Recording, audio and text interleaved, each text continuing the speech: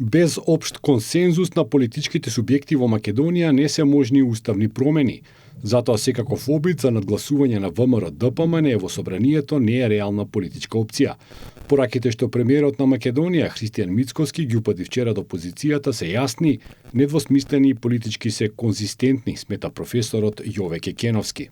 Прво дека без политички консензус, односно без најголемата парламентарна политичка партија и генерално најголемата политичка партија во Република Македонија, ВМРО-ДПМН, уставни измени не се можни во овој момент и не се едноставно реална опција.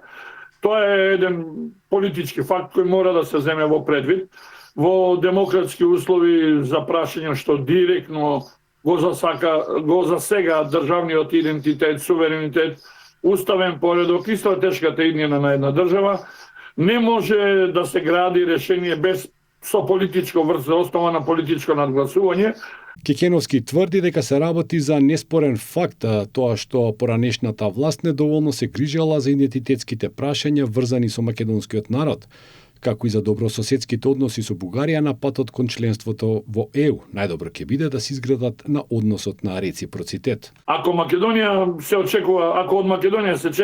се очекува да ги исполни превземените обврски, тогаш сосема оправдано е да се инсистира и Бугарија да ги почитува своите меѓународни обврски, вклучително и спроведувањето на пресудите на Европскиот суд за човекови права.